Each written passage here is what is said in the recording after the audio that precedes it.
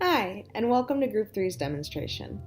As a quick overview, we designed a syllabus for a one-day workshop to introduce new adjuncts and interested community members to relationships and learning, specifically the importance of the facilitator-learner relationship, learner-learner relationship, or sometimes called the relational learning, and the learner-self relationship, or the autonomous learning. To implement our syllabus and to drive home our objectives, we are utilizing the theories of relationships and learning to teach our syllabus.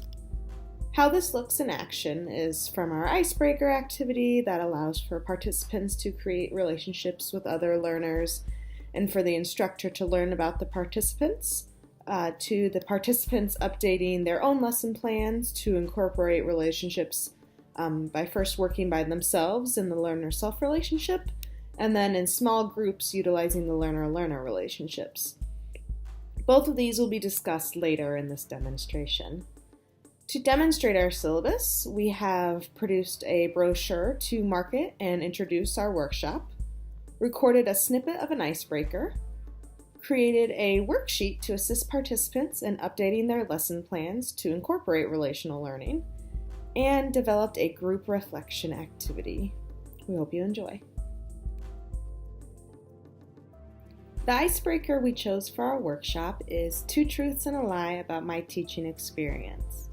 The premise of the game is simple. Each person will tell 2 true things about their teaching experience and 1 lie, and then the group will try to guess which one is the lie. Let's watch an example of Lauren and her small group members doing this icebreaker to see what happens. First, Lauren will tell her 2 truths and 1 lie. First one is that I once had a student email me pictures of her dog for extra credit. The next one, on the first day of class for new students, I always sit in a desk while all the students come in and settle down, and then continue to sit past the class start time and wait to see how the students handle the professor not showing up, and I kind of like see who are the leaders of the class. And they also never believe me when I stand up to actually start teaching. And then the third one, a group of students started a study group in my class to better understand the work that was so effective that I changed some of the projects the next semester to include group collaboration. As you may have observed, group members laughed and smiled when Lauren shared, most likely thinking about similar things that have happened in their career. Now, the group members will try to guess which one is the lie. I think the dog pictures email is a lie. I could totally see somebody emailing pictures. I kind of of a dog for I extra really credit. hope, but Especially if they thought do you have a dog? Do you like dogs? Do you talk about dogs? I don't have a dog, You don't have a dog. but I have this water bottle, so I don't have a dog.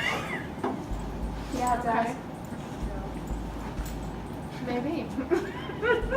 I don't know, maybe that one is the lie then, because I could see somebody doing that if they thought you were like, It was a lie. you liked dogs. Maybe that one's the lie. As the group members discussed what seemed real or not real, they started building relationships over shared experiences. Their reasoning for why they thought one might be a lie was pure speculation, but it still led to some laughs about the shenanigans of their students in the past. The group came to consensus that they believe the dog pictures for extra credit is a lie. Now it is time for Lauren's reveal. Okay, well, the lie was that the group of students with the group collaboration, because I already do that in my classes. I have group collaboration always, because working in groups is the best. So I put that one's my lie and the other ones are real. Oh, how long ago did somebody, and you don't have a dog, and they still emailed you pictures to try and get extra credit? Did you give it to them? I didn't give them the extra credit though. But they're very cute pictures of the dog. Turns out, Lauren is an educator who had already implemented learner-learner relationship projects through group work. The group laughed with her reveal and then found out the details of the student wanting extra credit for pictures of her dog. This icebreaker allows these participants to start building a bond and creating credibility with each other that will help them as they work together later in the day to update lesson plans and open people up to be more willing to share stories with the group about their teaching experiences.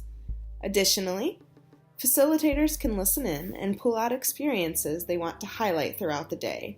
The facilitator noticing and highlighting these will show the learners that the facilitator values their experiences, in turn building the facilitator-learner relationship. We created a brochure to show what the big picture overview of what our syllabus in action looks like. Similar to a syllabus, our brochure highlights who the audience is, what the objectives of the workshop are, a detailed schedule, and the assignments of bringing a previous unsuccessful lesson plan and then modifying that lesson plan during the workshop. To view this brochure in more detail, please click on the link in our blog below this video titled Brochure. For our workshop, Importance and Role of Relationships in Learning, we have designed 2 handouts. One for guiding participants during the self-study time to modify their lesson plans, and the other for guiding small group discussion. In the first handout for the self-study segment, you can see there's a list of suggested activity ideas for relational and autonomous learners for participants to read through and select potential ideas from. In the second handout, you can see a list of questions to help guide the participants during the small group discussion and reflection to keep them engaged for the entirety of this segment. Some lessons we have learned in the process of implementing our syllabus were to allow a longer self-study time to modify lesson plans and to change the instruction of our icebreaker. We originally gave about 30 minutes from 11:15 to 11:45 to allow participants to break off on their own and have this time to review and modify their lesson plans. Afterwards, we break for lunch. Of course, they can finish modifying their lesson plans if they haven't finished during the self-study time, but we assume that there will be a lot of connections being made and networking being done at this time. And of course, we want to encourage these relationships that are being made. So we would like to add an additional 15 or 20 minutes to the self-study segment just to ensure that our participants have enough time to modify their lesson plans. Secondly, we would like to modify our 2 truths and a lie about teaching experiences. This icebreaker could be a little bit difficult for those adjuncts that don't have as much experience, or maybe it's their first year teaching. So we would just like to adjust this icebreaker a little bit to allow lesser experienced adjuncts to be more involved. Some skills that were developed during the syllabus implementation. I think most of our group members rather identified their skills that they already had, but these skills did allow us to accomplish different parts of our project. Jennifer was able to use her previous experience with CEUs when we were thinking of what our participants would gain from taking our workshop. Megan brought in important aspects for the handout by using her teaching experience to better develop the syllabus.